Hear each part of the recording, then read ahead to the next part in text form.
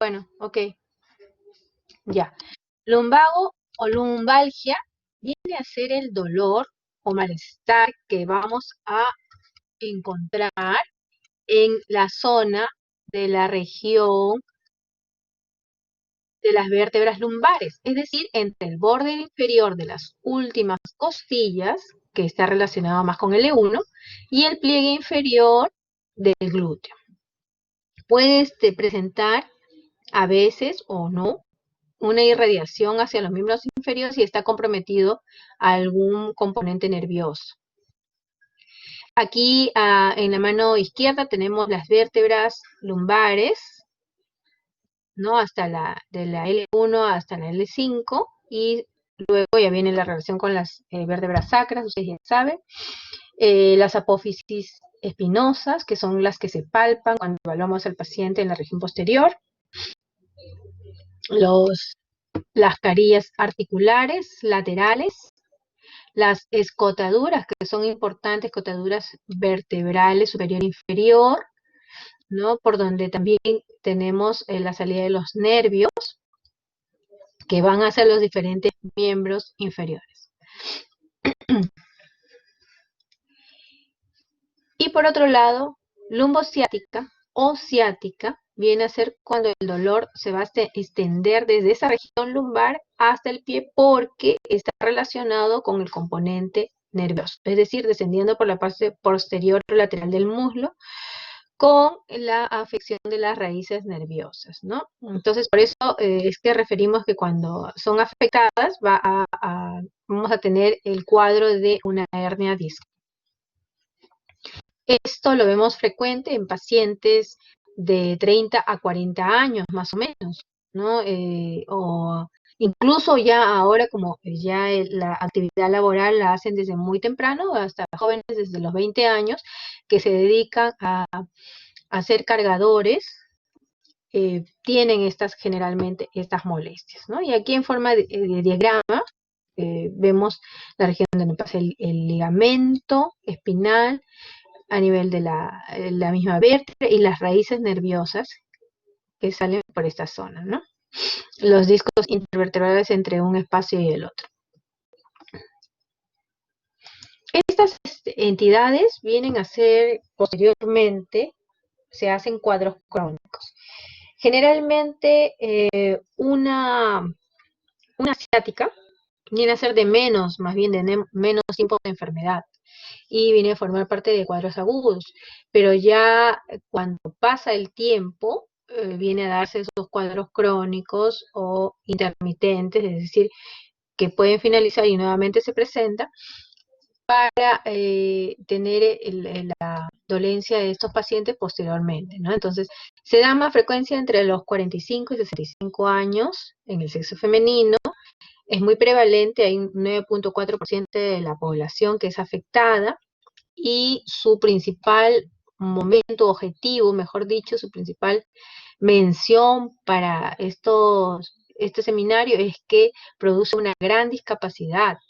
Su gran discapacidad se halla en el sentido laboral, porque como se presenta en una población que todavía es económicamente activa, va a formar parte del sexto lugar de las patologías con mayor carga de enfermedad que puede dejar los trabajos en demasía, ¿no? Entonces es importante, por eso la gran discapacidad laboral que produce a nivel mundial. Causas, en realidad su origen es multifactorial. Aquí tenemos un cuadro en la tabla 1 en donde se ve la clasificación hepatogénica del dolor lumbar. Nos habla de una lumbalgia mecánica, de una lumbalgia no mecánica. En el caso de la lumbalgia mecánica, tenemos cuando hay alteraciones estructurales y cuando hay sobrecarga funcional postural. En el caso de las alteraciones estructurales, llámese la hernia discal, puede ser no irradiada, la molestia, o irradiada cuando el dolor es frecuente y severo. Esto también se refiere al compromiso, incluso depende del compromiso de la vértebra que está afectada, puesto que en algunos casos, como ha habido un trauma físico incluso, entonces puede haber compresión de esa estructura nerviosa y puede haber un dolor más severo. También a nivel facetario, por estenosis del canal, por espondilolistesis, escoliosis, síndrome de Caudequina. En el caso de las espondilosis y espondilolistesis, esto lo vemos mucho en reumatología.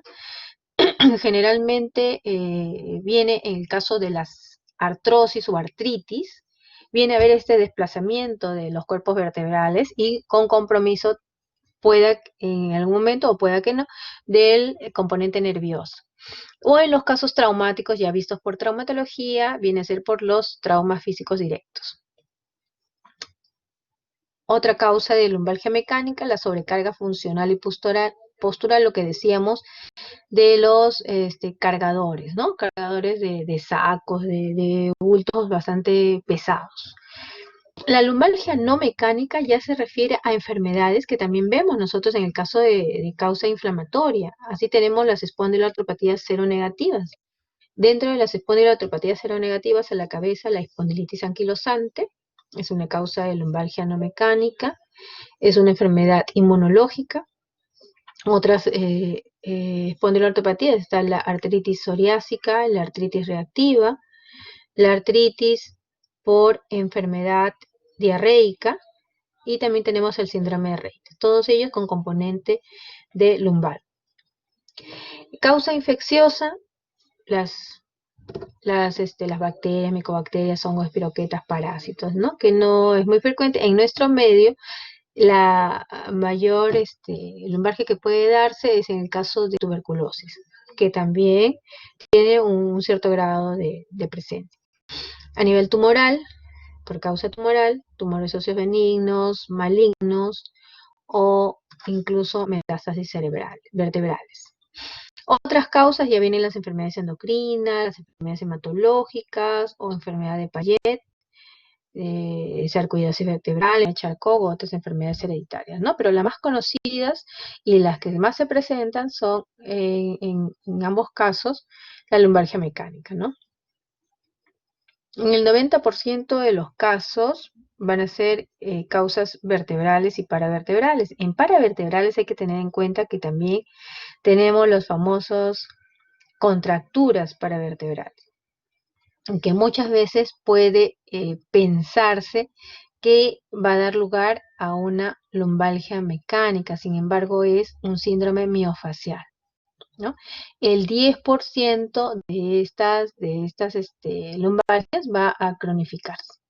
En el 80% de los pacientes que se ven desde el primer nivel, o sea, desde el puesto de salud, vienen por dolor lumbar inespecífico. En realidad, un 20% solamente tienen una causa lógica. Hay que ver qué causa podría tener ese paciente. Cuando hay persistencia del dolor en las diferentes consultas que tiene el paciente, ¿no? La mayoría de pacientes con dolor lumbar es que han estado yendo múltiples veces a sus centros o puestos de salud con el mismo problema. Entonces hay que determinar bien cuál sería la causa probable de su dolencia. Obviamente hay factores de riesgo asociados como en la mayoría de las enfermedades, más son los estilos de vida. El medio ambiente en realidad no son conocidos, que haya algo, quizás el clima puede aumentar el dolor, pero no es así como a nivel periférico, o sea, cuando las articulaciones periféricas son afectadas, en esos casos, por ejemplo, artrosis, en esos casos sí el medio ambiente viene a ser un factor de riesgo asociado. En el caso de nuestros pacientes con lumbalgia, sí, los estilos de vida es un factor de riesgo importante. La obesidad, que ya se está haciendo bastante frecuente y notorio en nuestra sociedad. La obesidad es uno de los factores que va en contra del dolor lumbar. El uso del tabaco, la actividad en el trabajo, la actividad deportiva. A veces muchos pacientes necesitan estar todo el tiempo de pie o todo el tiempo sentados. Entonces siempre en una u otra forma se aconseja tener cada hora, o al menos eso sería lo ideal, o si no cada 2 horas, un tiempo de 5 a 10 minutos que puedan extender las piernas del paciente y poder cambiar de posición. O sea, si estaba sentado, tiene que pararse, caminar en ese tiempo, o si estaba parado, sentarse y hacer también sus ejercicios sentados, ¿no? Entonces, eso es con respecto a esos factores de riesgo. Los que paramos mucho tiempo sentados, no sea tampoco es bueno para nuestra columna. La actividad deportiva, a veces hay también actividades que no las realizamos bien, sin ninguna orientación. Entonces hacemos mal, por ejemplo, los abdominales, ahí es donde usamos también la región lumbar, y nos podemos dañar la columna si no tenemos una colchoneta adecuada, si no tenemos una postura adecuada. Si hacemos esta actividad deportiva por mucho tiempo, no, eso no va a verificar de que uno baje con mayor. Si uno hace 2 horas, 3 horas, no quiere decir que con ese tiempo vas a bajar más rápido de peso, ¿no? Sino que al contrario, te estás dañando más varias zonas articulares y varias zonas de tu organismo. Entonces, es necesario hacer un deporte adecuado, orientado, y el tiempo también adecuado. Y por otro lado, tanto el que hace deporte en forma excesiva es malo, como el que no hace nada, o sea, la inactividad física, ¿no? El que no hace nada también no fortifica sus músculos, su columna. Entonces es importante que todo límite para un lado y para otro lado, todo extremo es malo. En esto de los factores hereditarios para la lumbalgia por sí misma, obviamente no son conocidos, pero en el caso de las espondiloartropatías seronegativas sí entra este factor de riesgo, porque tenemos de que si el papá ha tenido espondilitis anquilosante o artrosis o artritis psoriásica, entonces posiblemente alguno de los hijos pueda tener ese problema, ¿no?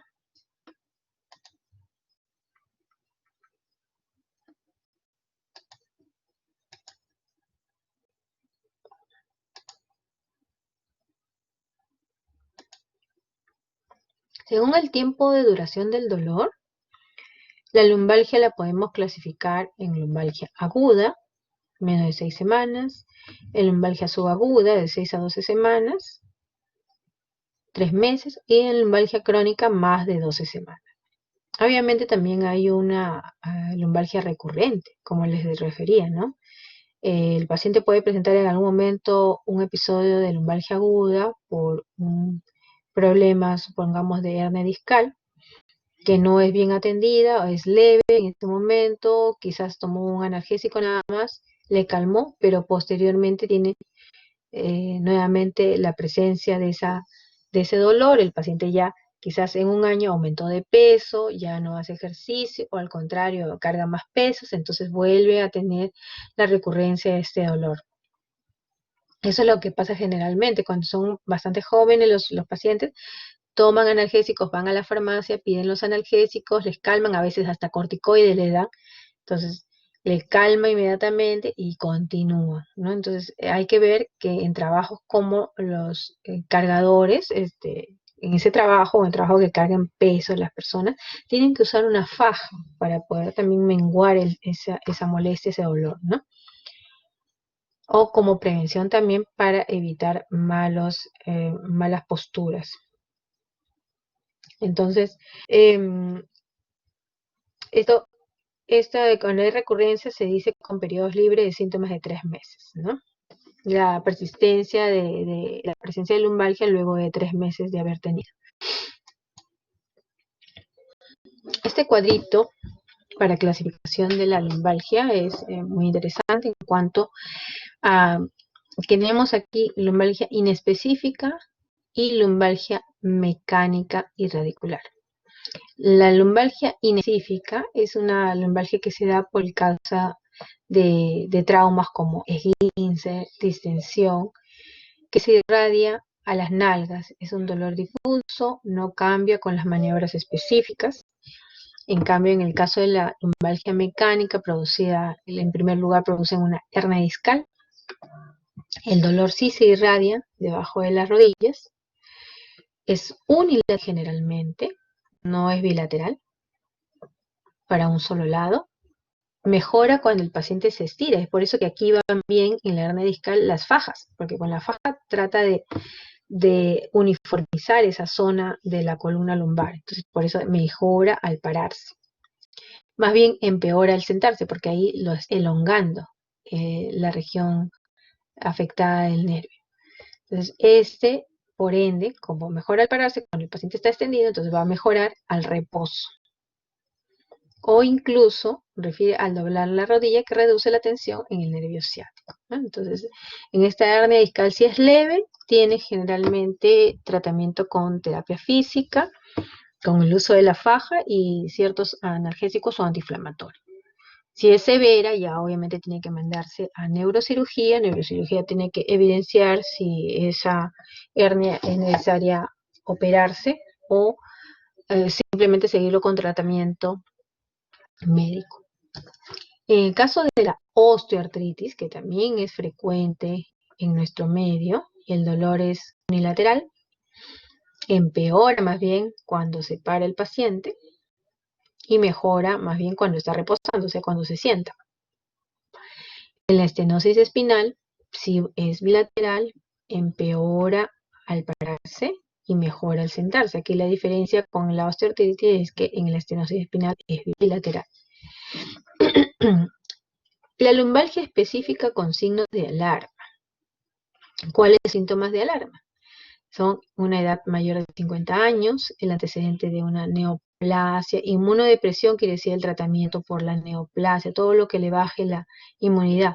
Los tratamientos, por ejemplo, en el caso de artritis, en el caso de problemas hematológicos como leucemias, ¿no? Entonces tenemos que tener en cuenta que estos pacientes esto va a ser un signo de alarma para estos pacientes que presentan lumbalgia.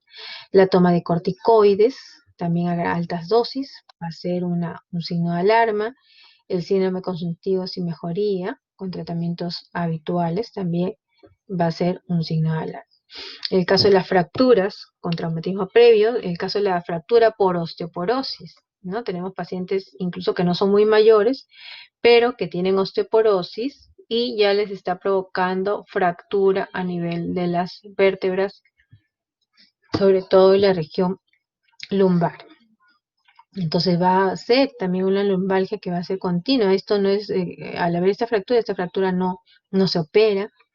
Más bien lo que sí generalmente se hace en estos casos es una vertebroplastía para corregir esa deformidad o asimetría de la vértebra y de esa manera mejorar el dolor. Ante infecciones inflamaciones o ante el síndrome de Caudequina. ¿Cómo reconocemos ese síndrome de Caudequina? El paciente tiene una anestesia en silla de montarse en toda esa zona,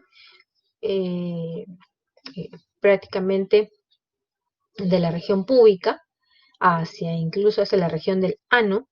Toda esa zona, así como en silla de montar, está anestesiada en el paciente. Tiene disfunción vesical reciente, incontinencia fecal incluso. Entonces, esto es un síndrome de cauda equina en esos casos. Y también su dolor lumbar. ¿Qué manifestaciones clínicas va a presentar el paciente? Eso hay que tener en cuenta, que al paciente se le clasifica en 3 grandes grupos.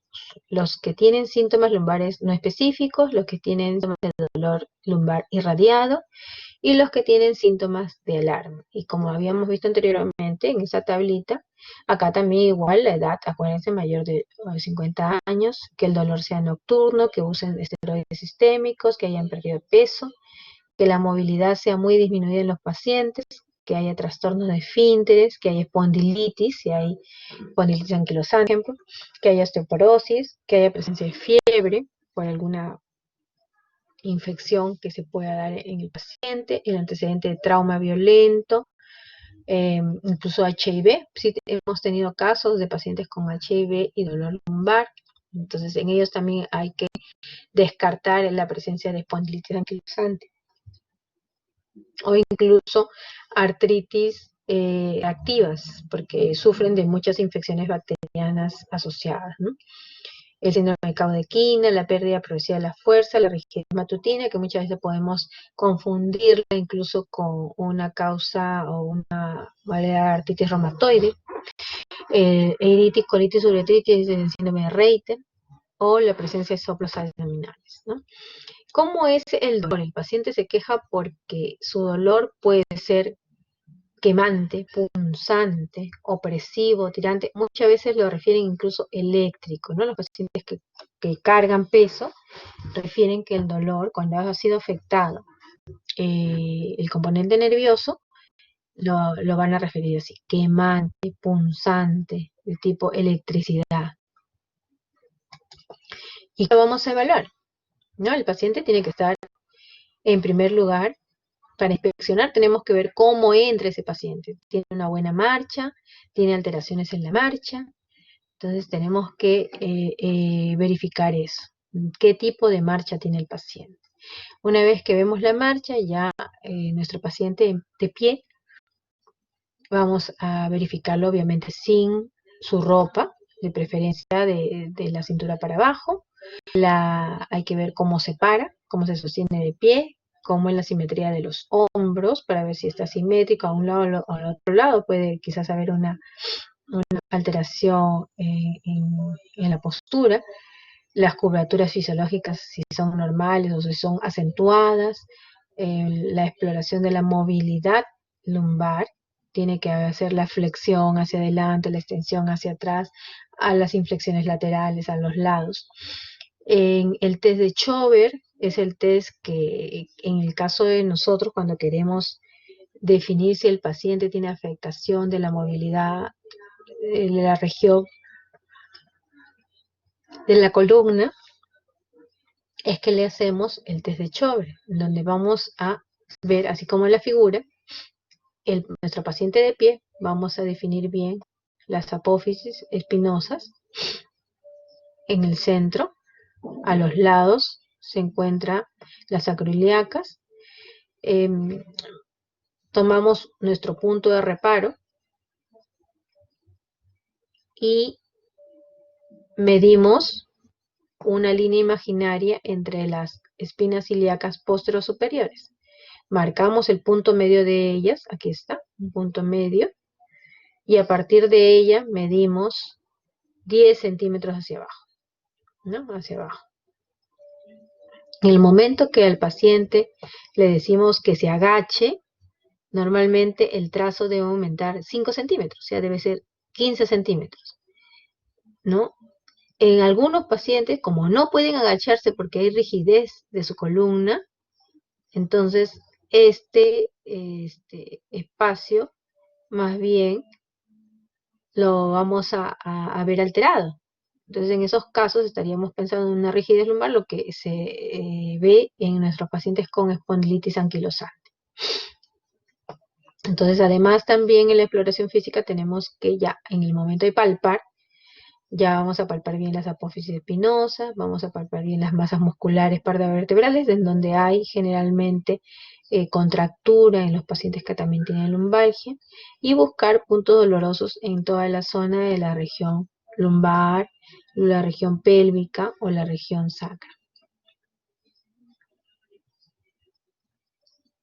Obviamente nosotros también tenemos que realizar maniobras. Las maniobras más conocidas, la maniobra de la Segue, el paciente lo debe elevar por lo menos en decúbito supino 30 grados, más o menos, y más excelente.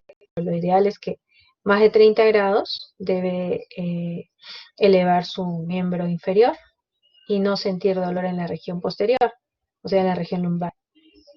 En la maniobra de Braga, la diferencia con la maniobra de la Segue es que el examinador flexiona la punta de su pie, o sea, de su dorso de pie, de tal manera que también estira más el nervio en la región posterior. Entonces el paciente siente dolor si es positiva esta maniobra, ¿no?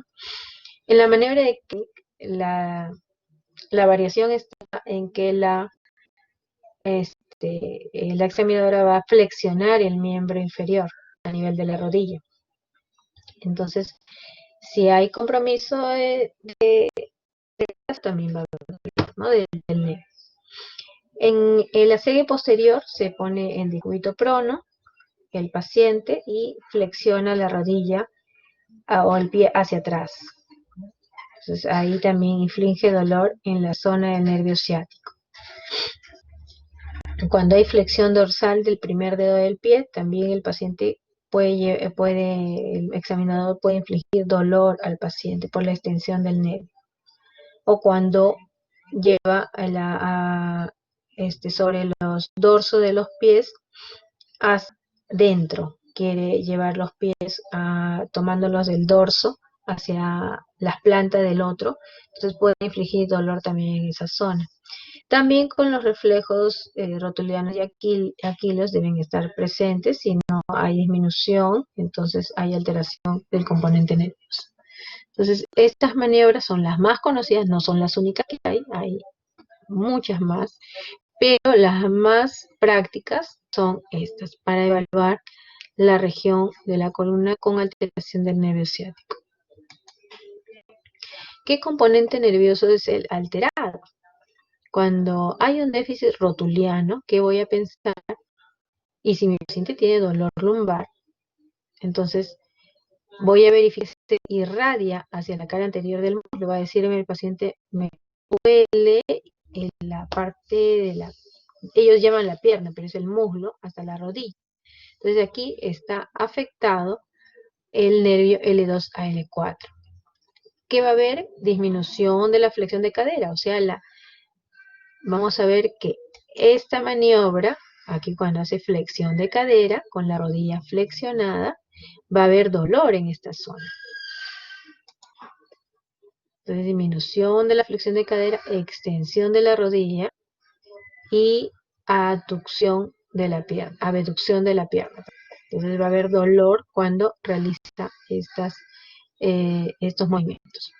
Entonces, ante esto se va a ver déficit del reflejo rotuliano. Cuando el dolor lumbar, no solamente está irradiado a la cara anterolateral de la pierna, sino también hasta el dorso del pie, incluso me dicen hasta mi dedo gordo. Eso es muy frecuente que te diga el paciente. Me duele desde arriba hasta mi dedo gordo. Entonces, esto, pasando por la región anterolateral de la pierna, significa afección de la raíz nerviosa de L5. Va a haber entonces alteración, disminución de la dorsiflexión del pie, de la inversión y eversión del pie y de la extensión del dedo gordo. Cuando hay más bien el dolor irradiado en la parte de atrás, o sea, en la pantorrilla, hasta la planta del pie, me dice doctora, hasta la planta del pie y mis dedos me da dolor, entonces aquí estaría pensando yo en el compromiso de raíz de S1. Hay disminución obviamente de la flexión plantar, hay disminución de esa extensión de la pierna, de la inversión del pie y flexión de los dedos. Es con dificultad. Y es más, voy a encontrar un déficit del reflejo osteoteninoso-aquileano. Cuando hay dolor en la región sacra y zona perineal, en la cara de la pierna, y es más aunado también a una anestesia o hipoestesia de esta zona en silla de montar, entonces obviamente estoy pensando en mi compromiso ya de las raíces de nervio de S2 a S4. Y como signo vamos a encontrar la disfunción vesical e intestinal, o sea, incontinencia en ese paciente, ¿no? Gráficamente, aquí vemos, L4 va desde arriba, pasando por la región anterior hasta el dedo gordo. Afección del E5, miren, parte de atrás, por encima de glúteos, región lateral y también en el muslo, región lateral y región lateral en las piernas hasta la zona del meñique incluso. S1, cuando es afectado S1 es por la parte media, más bien de la región posterior, casi hacia el trayecto del nervio ciático, aquí en esta zona. Y luego vemos en la región lateral de la pierna, en la mitad lateral hacia el pie, ¿no? ¿Cuándo voy a ver entumecimiento en el compromiso de raíces? Cuando hay a nivel de la región del muslo, en la cara anterior, acá a nivel de de la pierna en la región lateral y se va incluso aquí hasta el dedo gordo del pie o en la región exactamente de los gemelos, acá es lo que le llaman la pantorrilla y planta del pie. Entonces vemos que hay alteraciones en ello, ¿no? Entonces, ¿qué va a pasar? El paciente va a tener alteración cuando le hacemos el examen de selección, verificamos que en el caso de la alteración de la raíz L5 camina más bien con el talón para evitar esta dolencia, o cuando está aquí comprometida más bien la planta en esta zona lateral, entonces más bien el paciente camina sobre los dedos de los pies, ¿no? Entonces miren los reflejos también, sacudir la rodilla disminuida. Aquí en para afección del E5 no hay ninguno confiable, y en el caso de la afección de S1, la sacudida del tobillo está disminuida, ¿no? Entonces las raíces nerviosas vienen así. L1, miren aquí, y también aquí en la región lateral de de la pierna hasta llegar a los 3 dedos, segundo, tercero y cuarto del pie por encima, por el dorso. O la afección de L2, que sí es a nivel superior nada más, no llega abajo. El L1 sí llega abajo. L2, incluso componentes genitales. L3, L3 va hacia el borde interno del muslo, hacia la parte superior, tercio superior de la pierna. L4 sí es con mayor extensión, a nivel del mitad del muslo en la región anterior, pasa a rodillas y toma incluso la parte anterior lateral interna de las piernas hasta llegar al dedo gordo, ¿no? La región posterior, miren ya con vértebras incluso sacras, cuando son afectadas el componente sacro, viene a ser en círculo, tiene su componente nervioso en esa zona. S2 viene hasta la parte posterior del muslo, mitad interna, mitad medial. Y llega incluso a algunos ramos hasta la parte posterior de la pierna también, ¿no? De pierna. En neurología sí van a hacer un examen neuromuscular con estas maniobras, también igual hacen uso de la maniobra de la Segue Bragard que nosotros hemos hablado anteriormente. Miren los 40 grados hasta 50 que son considerados en el caso de la Segue ya forzada. El paciente puede sentir dolor y cómo se elonga el nervio ciático.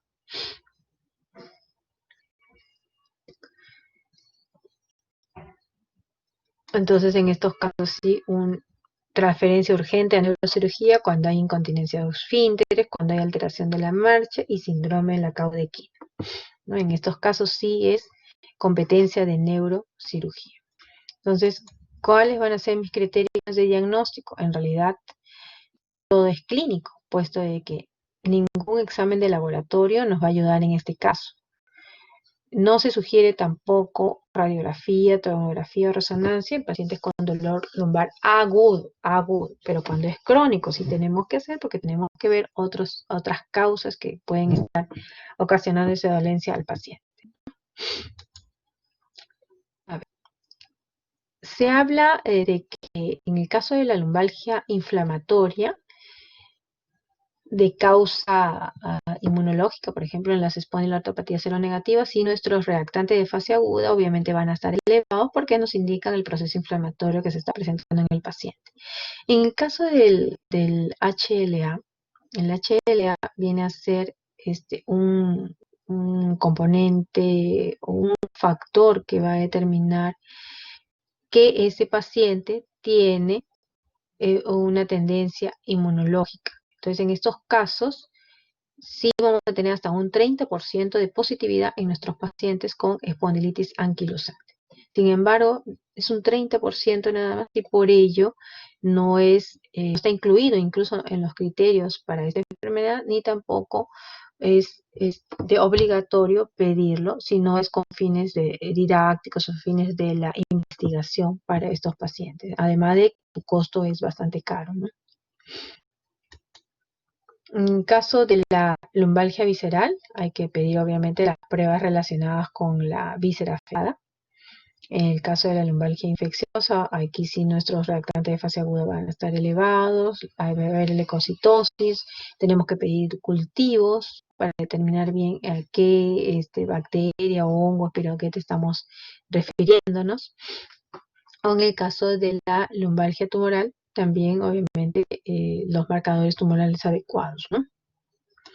En caso de estudios de imágenes, sí es importante quizás el primer paso con una radiografía simple. Entonces, esto se indica sobre todo en los pacientes que están dando algún signo de alarma de una lumbalgia, ¿no? La ecografía de partes blandas nos puede ayudar algo, pero más obviamente es la resonancia magnética la que nos va a ayudar en estos casos. Sin embargo, su alto costo también lo limita para las personas que puedan pagarlo, o en el caso de los seguros no lo asumen en todos los casos, sino cuando se sospecha alguna hernia discal o hernia del núcleo pulposo, ¿no? Entonces, ante todo esto, tenemos que tener un objetivo en tratar a pacientes. Nuestro objetivo principal, ya que el paciente ha acudido a nosotros por el dolor, tenemos que aliviar ese dolor, que minimizar la discapacidad, porque el paciente viene con una gran discapacidad. No puede hacer sus cosas, no puede incluso muchas veces ni acostarse. La manera de acostarse quizás a veces le da más dolor. Entonces tenemos que minimizar eso, prevenir incluso las recidivas. Entonces, estos tres objetivos. Nosotros vamos a ver que nuestro paciente, en el caso con lumbalgia aguda o subaguda por el tiempo de pasión, si presenta signos de alarma, tenemos que manejar ese dolor y referencia a especialista, en este caso reumatología. Si no ha habido causa traumática, si ha habido causa traumática, tiene que ir obviamente a traumatología. Si no hay signos de alarma, tenemos que igual manejar el dolor, pero sin realizar examen de laboratorio ni imágenes. Y hay que hacer el tratamiento incluso con terapia física. Ese manejo del dolor, el tratamiento inicial con AINES, muchas veces empezamos más bien con paracetamol de acuerdo a la edad y luego con AINES. Si alivia el dolor, entonces obviamente el paciente puede salir con medidas no farmacológicas, o sea, quiere decir terapia física, no reposo en cama y no usar fajas ni corsé.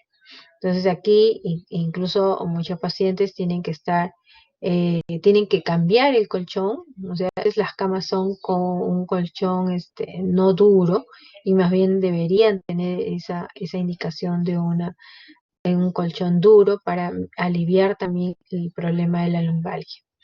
Si no hay alivio del dolor, ya el paciente tiene que ir a usar ya no solamente AINES, sino también relajantes musculares y tener una terapia física también más profunda.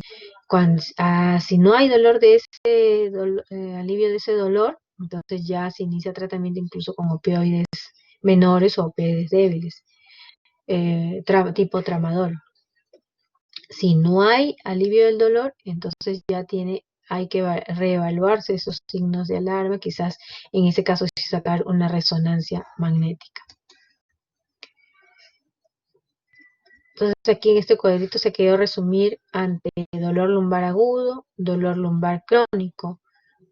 Va a ser importante sobre todo estos 4 primeros eventos: reposo, ejercicio, o sea, terapia, analgesia, generalmente con paracetamol, y AINES adecuados.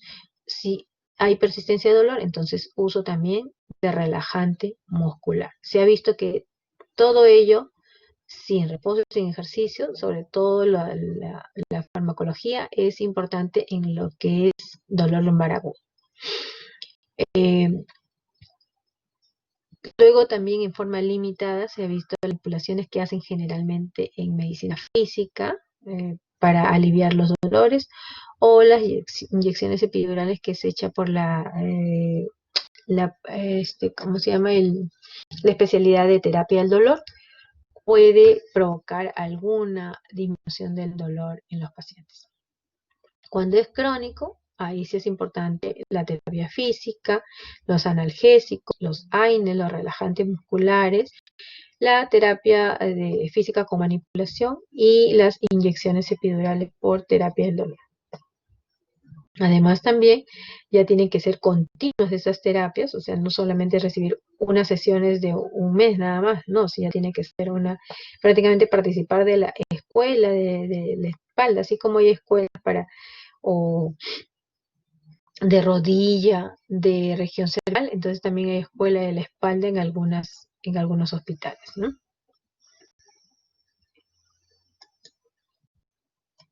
El tratamiento no farmacológico, cuando se dice no se sugiere reposo en cama en pacientes con dolor lumbar agudos o agudo, más bien estos pacientes va a empeorar su dolor de esa manera, entonces tienen que estar o sentados o de cúbito en prono, en algunos casos que sea tolerable.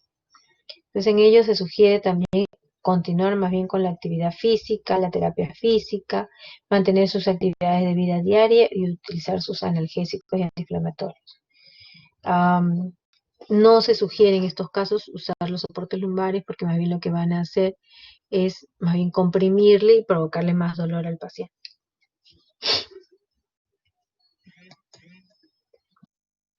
En el caso del tratamiento de terapia física, a través de masajes, de la termoterapia, esto incluso llamado en hidroterapia, hidroterapia caliente, eh, sugieren muchos pacientes que les alivia estas terapias o estos baños con agua caliente. El caliente es hasta donde pueda soportar el paciente, ¿no? Entonces les alivia bastante el dolor, la contractura y luego se puede realizar con mayor facilidad el ejercicio. La electroterapia, los TENS analgésicos con efecto analgésico relajante, la tracción también es importante en estos pacientes.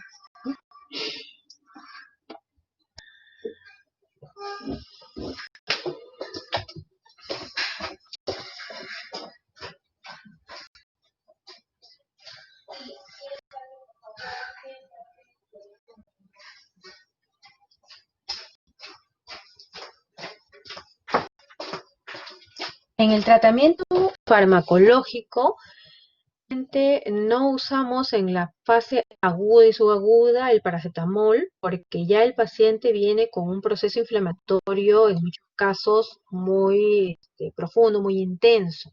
Entonces el paracetamol como analgésico no les va a aliviar ello. Entonces se sugiere obviamente el uso de los AINES en primera línea en estos casos. Ya en forma crónica sí podemos utilizar el paracetamol en los pacientes, además de un agregado como es un relajante muscular, en ambos casos, tanto para la lumbalgia crónica como para la lumbalgia aguda. Si no hay mejoría, ya como les referí, el opiáceo débil o menor, que en primera línea tenemos el tramadol.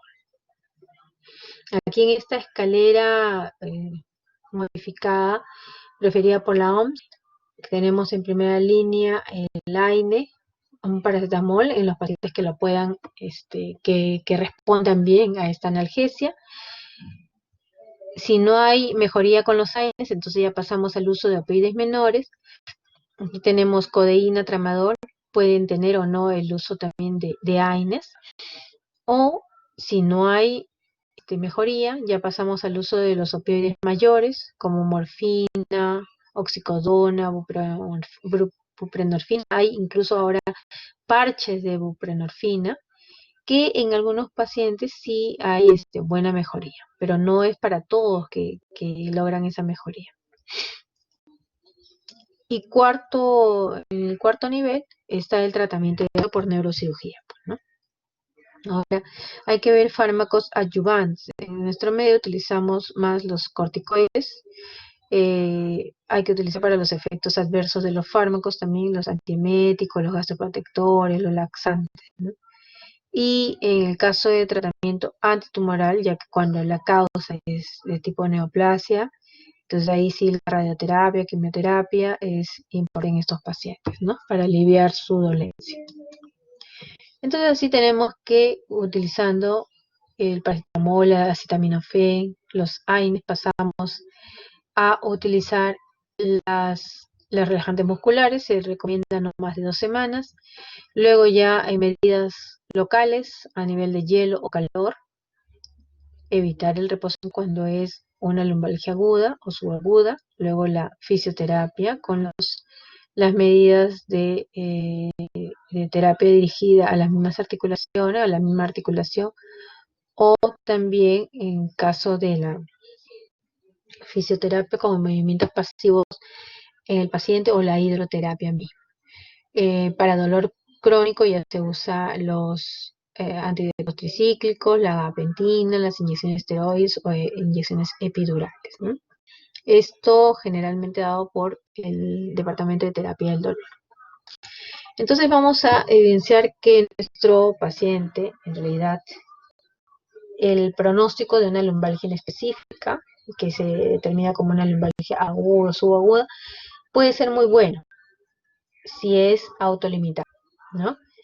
Hay un porcentaje muy pequeño que puede ya continuar y cronificarse. El 90% de nuestros pacientes van a mejorar entre poco tiempo, o sea, 1 semana, hasta 6 semanas. Pero obviamente que aquí lo que más se temen son las recurrencias, que es casi se da en un 60% de los pacientes. Obviamente se le va a dar de alta al paciente cuando mejore los síntomas y cuando haya también mejorado su funcionalidad del paciente y le permitan acudir nuevamente a su trabajo, a sus labores diarias, sus labores de rutina diaria, ¿no? En esos casos sí se prevé un buen pronóstico. Pero ¿qué hay que hacer para prevenir? Ya que sabemos que una de las causas, o sea, las lumbalgias mecánicas causa eh, específica son frecuentes. Por ejemplo, en los estibadores, los cargadores. Entonces, al coger algo del suelo, más bien no hacerlo así, como está en este esquema. Tiene más bien que doblar las rodillas para recoger un peso del suelo. También, cuando nosotros estamos de pie o incluso doblados, no debemos hacer rotaciones de rodillas, es llevar una cosa de acá hacia acá y solamente queremos mover, al movilizar rápidamente las rodillas, estamos haciendo una rotación de rodilla al recoger este peso. Entonces, en esos casos va a haber también lesión de esta zona. En los que bajemos cosas de algo que esté encima de nuestra cabeza. También evitar bajar bultos por encima de los hombros, ¿no? Entonces tenemos que evitar coger pesos, tener una higiene postural y ejercicios. En el caso de los pesos, se recomienda esto, nuestra postura correcta, nuestro control de peso, mientras tengamos lamentablemente un peso, o sea, un sobrepeso, eso también va a ir en contra de nuestra buena higiene postural. Evitar los esfuerzos intensos. No quiere decir, ya yo no puedo cargar nunca más. O sea, puedes cargar, pero tienes que saber cómo cargar. Hacer ejercicio de fortalecimiento de estos mismos músculos paravertebrales y hacer actividad física regular, ¿no? Por ejemplo, hasta desde saber cómo dormir, ¿no? Yo creo que generalmente no tenemos la costumbre de dormir con los pies elevados. Si nosotros elevamos los pies, desnivelamos esta parte de la columna. Lo mejor es poner más bien una almohada o un soporte debajo de las rodillas y de esta manera estaríamos alineando nuestra columna. No es muy saludable dormir totalmente boca abajo. Más bien mejor es hacerlo lateral, en decúbito lateral.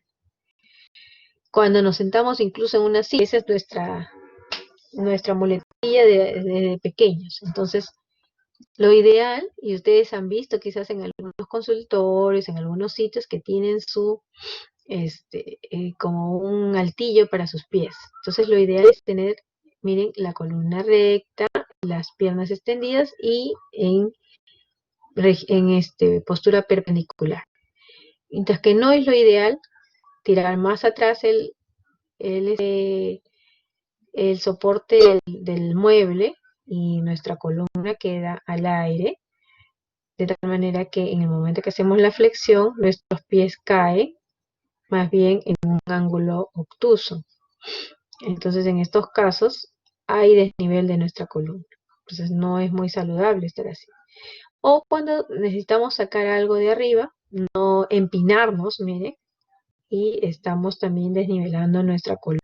Entonces, no es lo ideal, más bien es subirnos sobre algún soporte y recién bajar lo que necesitamos bajar de un sitio superior.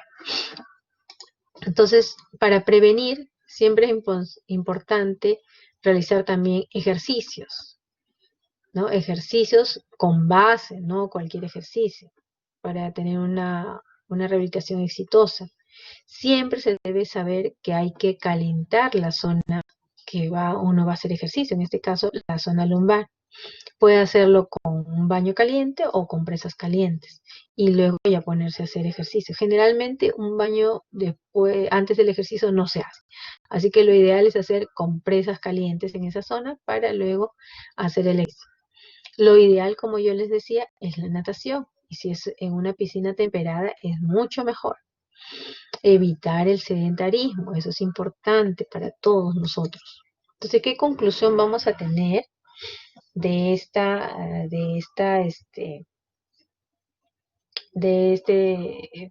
problema de lumbalgia y lumbociática?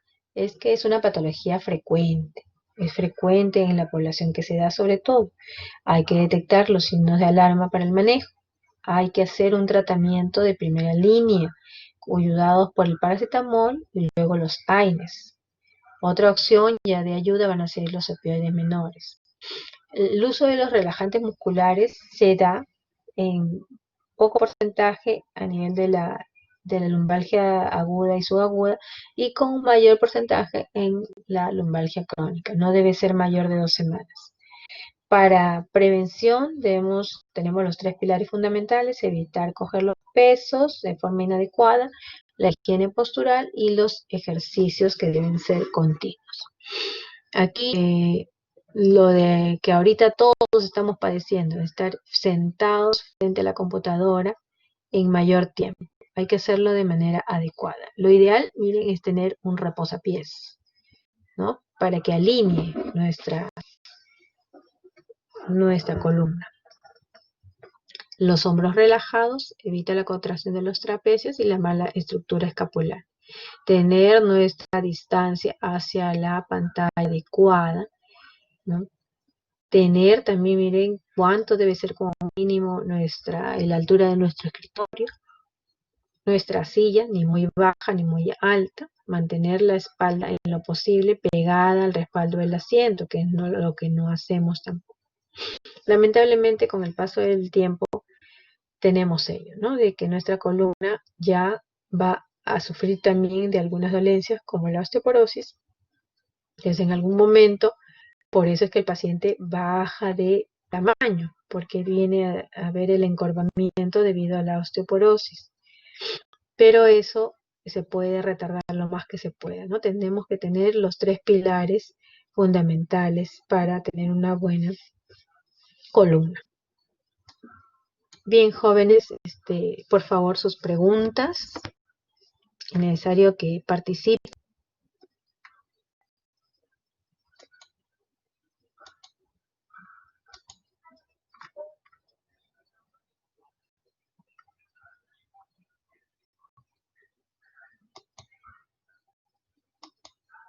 A ver, Renzo Orellana, ¿tienes alguna pregunta?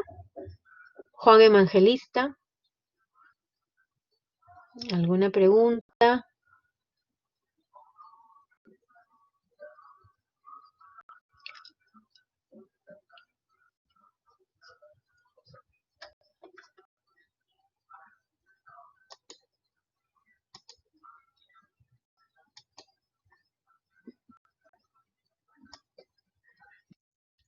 A ver, dime alguna participación, algo que quieran decir más de la columna lumbar.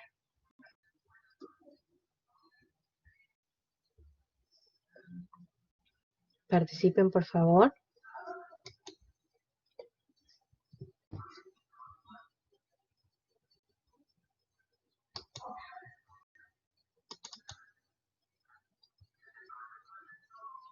Algo que ustedes hayan leído más.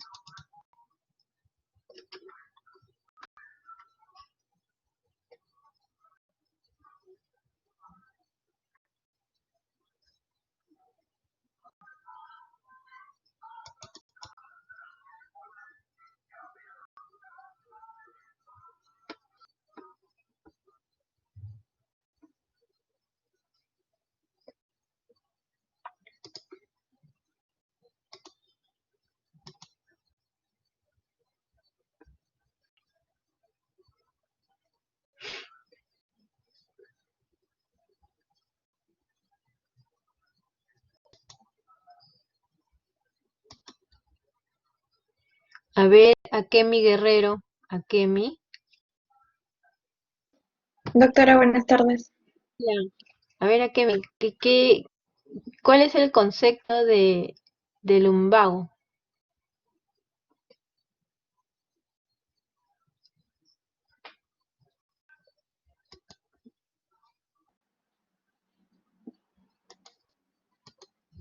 Doctora, pues sé que eh, afecta la zona inferior de la columna vertebral y que también se da por que la forma más común es que se da es también por levantar objetos de una forma incorrecta, por una mala postura, fracturas. Doctora, ¿me escucha? Sí, sí te escuché. Ah, ya. A ver, Gabriela Cunha. Gabriela, ¿cómo refieres lumbociática?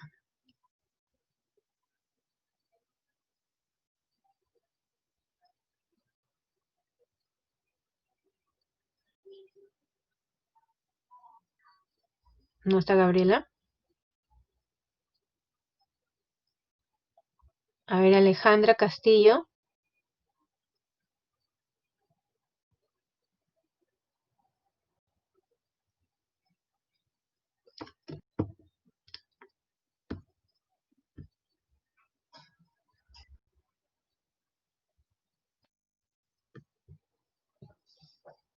Gabriela, no te escucho, pero a ver, te estábamos preguntando cuál es el concepto de lumbociática.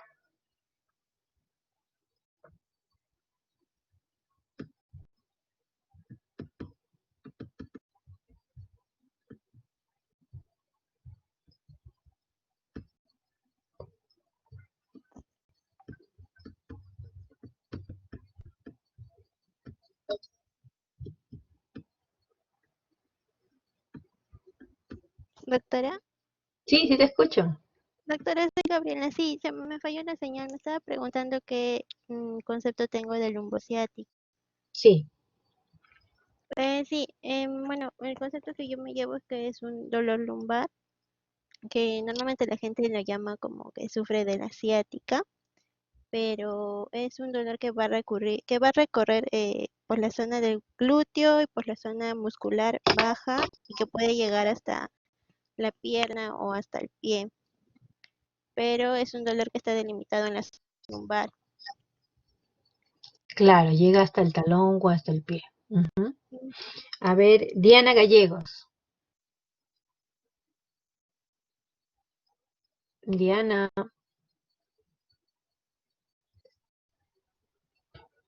Sí, doctora, buenas tardes. hola Diana. A ver, dime algo que recuerdes de la epidemiología de la lumbalgia.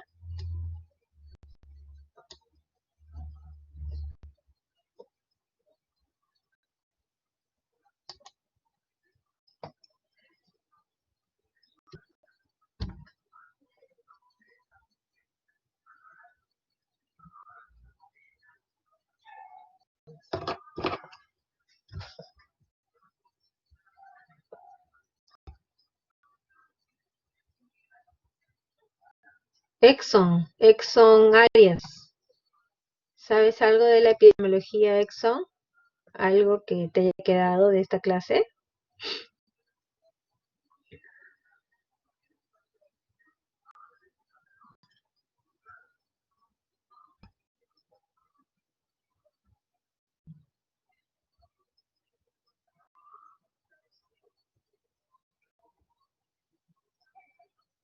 Eric González. Sí, doctora, presente. Hola Eric, a ver, ¿me puedes decir algo de la epidemiología? Eh,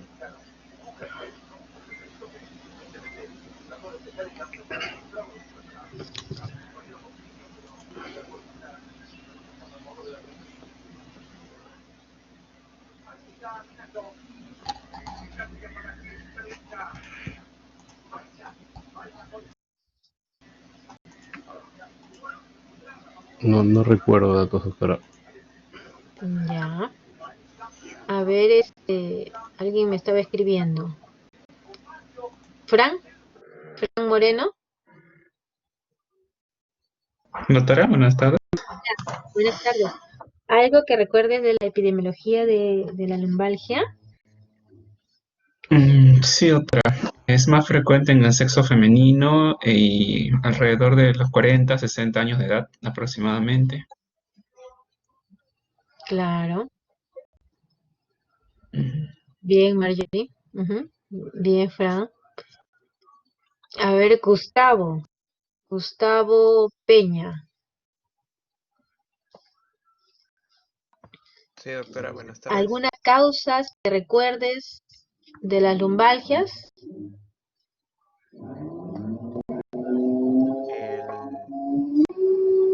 El estar sobrecarga del peso, la mala postura. Ya.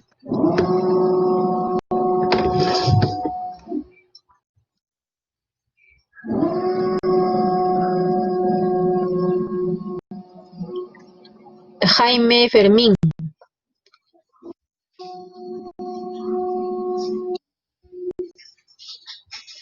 Bien, alteraciones discales. Jaime. Hola, Jaime. Sí, doctora. ¿Puedes recordar alguna de las Buenas tardes, doctora. clasificación de la lumbalgia? ¿De clasificación? Clasificación.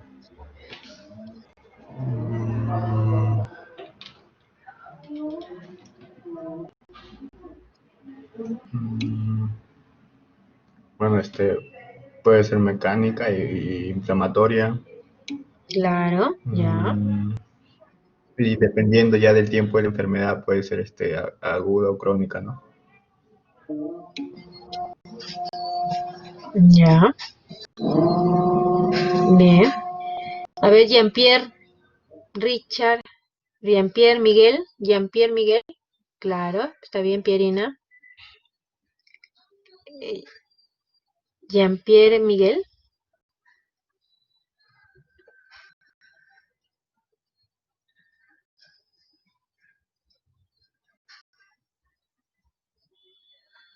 O Josué Alejandro.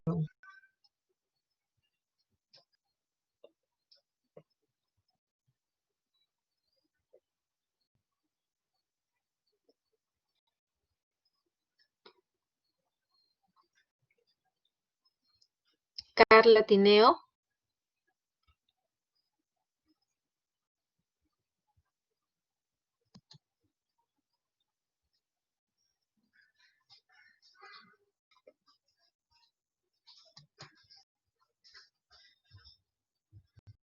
Kiara Villavicencio. Sí, doctora. Kiara, a ver, cuéntame, ¿cuál es? Un ratito, Fran, ahorita vemos esa pregunta. Cuéntame si tienes te ha quedado algunas causas de la lumbalgia. Sí, por ejemplo, puede ser por causas laborales que la persona carga mucho peso a menudo y si no tiene una buena, o sea, si no sabe la técnica correcta para cargar las cosas, pues puede lastimarse la espalda, por ejemplo. Ya. Podría ser también por, bueno, no sé si causa, esto es más un factor de riesgo, pero si tiene antecedentes su familia, también podría ser que él llegue a desarrollarlo. O quizá otra causa podría ser alguna, alguna fractura que haya podido tener la persona. O quizá Ya. también puede ser inclusive un cáncer, quizá que comprometa la columna. Puede ser que también derive a esto. Ya. Mm, Ya.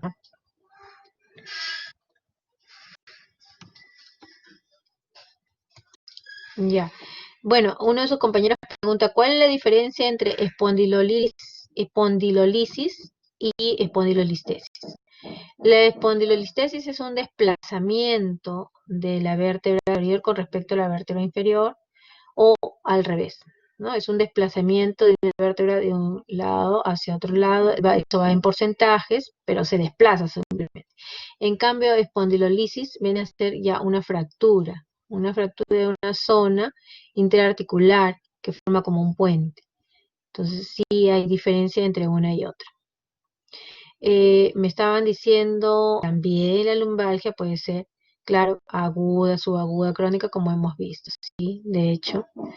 Eh, Marco Muñante, Sí, doctora, buenas tardes. hola Marco, ¿tienes algún recuerdo de esta clase en donde hablen de los signos de alarma? ¿Te acuerdas de algunos signos de alarma?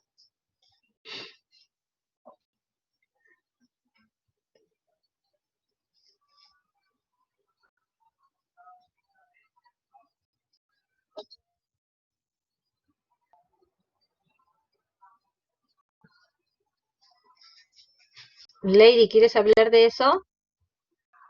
Doctora, los signos de alarma no sería en mayores de 50 años y más que todo sería el dolor nocturno y la pérdida de peso que podríamos encontrar en un paciente. Claro, son uno de los síntomas de alarma, está bien, sí. Otros signos Doctor, de alarma, disculpe. dime, a ver, Eh, por favor. sí, cuando hay disminución de las extensiones, de la flexión de la cadera y la extensión de la rodilla, No te entendí, Marco, no te escuché bien. Marco, cuando comienza a haber disminución o sea, de la flexión de la cadera y la extensión de la rodilla, por ejemplo, ¿no? ya, ya, o sea, tú te estás refiriendo a la presencia de osteoporosis, por eso es que la persona se baja de, de estatura, ¿no?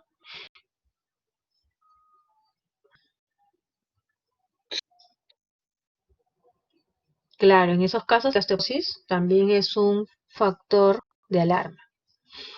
Otro factor de alarma, Miriam Casas, neoplasias también, ¿está bien, Vivian? Antecedente de trauma, traumatismo, HIV, sí.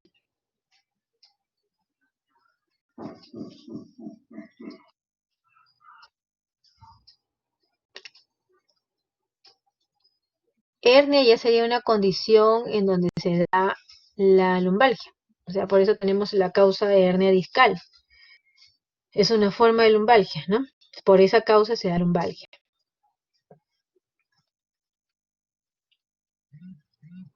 Claro, el síndrome de la caudequina, las espondiloartropatías seronegativas, en donde está el síndrome de Reite, ajá, sí, eso es así.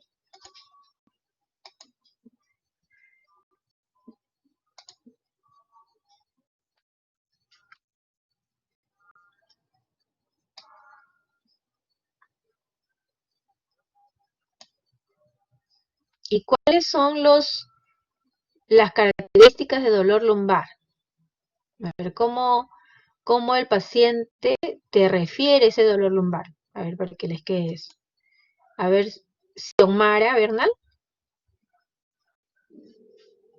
¿cómo te dice el paciente que es su dolor lumbar?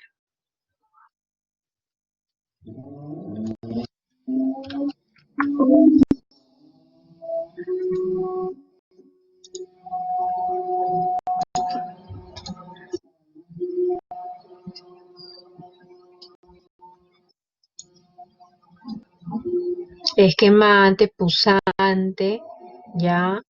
Te dice también que puede ser opresivo, tipo eléctrico, sí.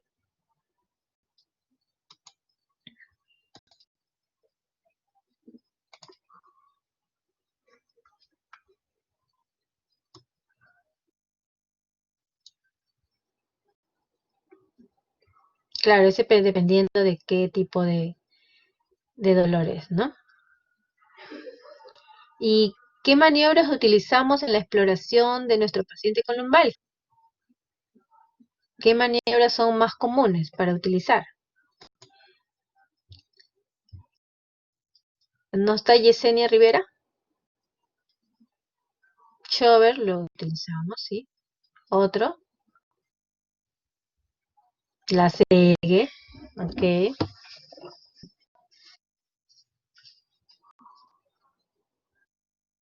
Claro, Kerning. Otro, Bragar, ya.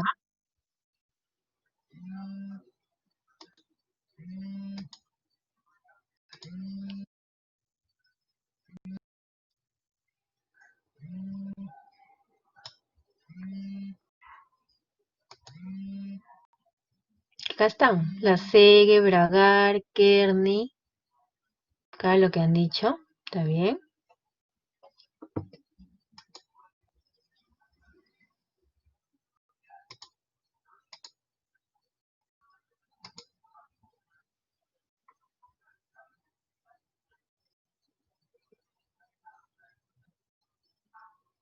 ¿Y cuáles son los objetivos del tratamiento? ¿Cuáles son los objetivos del tratamiento?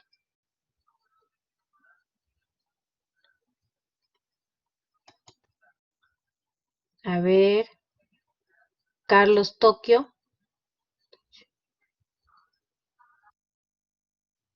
aliviar el dolor es el primero, de hecho, ya, aliviar el dolor. ¿Qué más? ¿Qué más?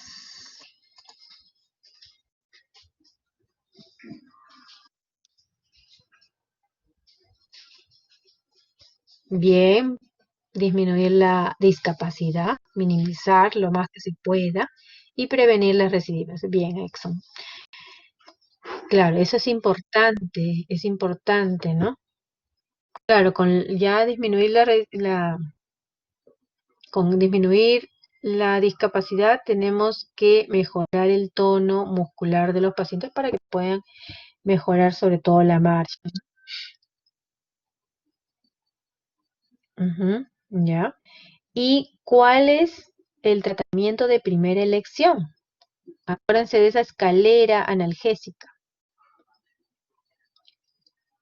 ¿Qué utilizamos de primera elección para el alivio del dolor en lumbalgia? Ya. Además de AINE, había otro más, que es lo primero que se utiliza incluso, el paracetamol, sí, el paracetamol. Sino que muchos no tienen en una lumbalgia mecánica, una lumbalgia aguda, puede aliviarse en algo, pero cuando ya se hace crónico, ya ahí sí voy a utilizar más paracetamol. En cambio, en la lumbalgia aguda o subaguda, primero los pacientes responden más a los AINES por el proceso inflamatorio que muchos de ellos presentan.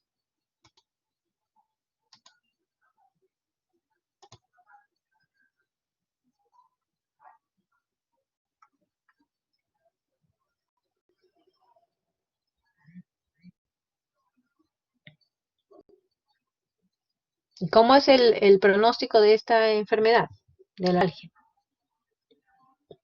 Si es inespecífica, ¿no? No todas las lumbalgias tienen igual pronóstico. No es igual una lumbalgia por neoplasia que una lumbalgia inespecífica o de tipo inflamatorio. ¿Cuál sería el pronóstico?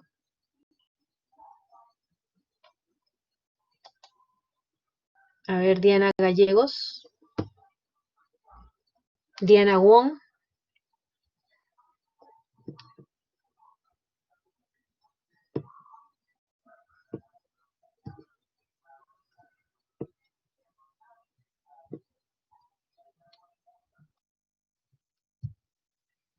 Claro, son de buen pronóstico. Tienen buen pronóstico. Ujú,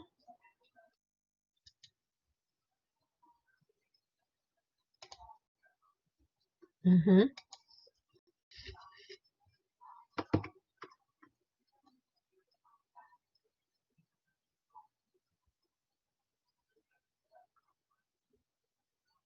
¿Y cuáles son los pilares de la prevención?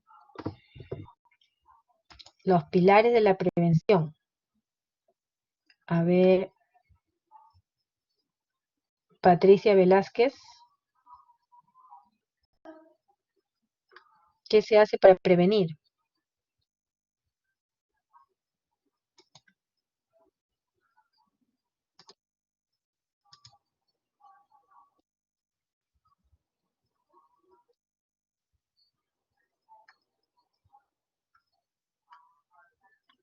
Claro, primero, evitar levantar pesos, la higiene postural y los ejercicios. Bien, Akemi. Claro, todo eso se tiene que realizar, ¿no? Y por último,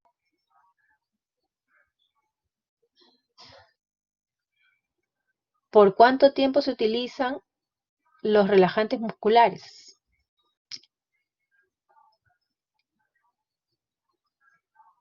Si es necesario. Claro, no mayor a 2 semanas. ¿Y en qué nivel se usa? Porque no lo utilizamos en el primer de inicio. ¿En qué nivel utilizamos los relajantes musculares?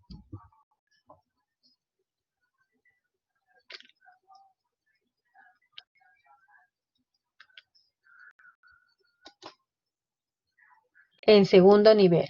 Primer nivel, acuérdense los AINES con el paracetamol o el paracetamol solo o los AINES solos. Pasamos a segundo nivel cuando no hay mejoría con los AINES.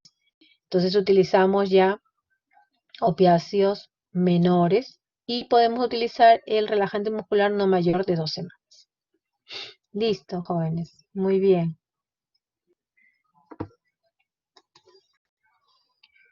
Bueno, muchas gracias. Realmente hemos incidido en los puntos que quería que ustedes conceptúen mejor.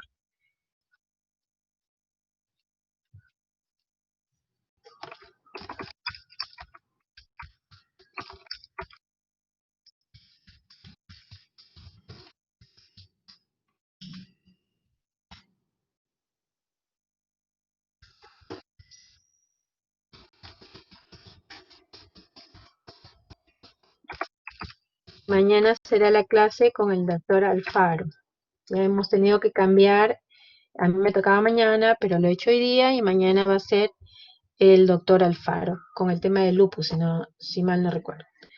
Bien, muchas gracias. Gracias, Alex.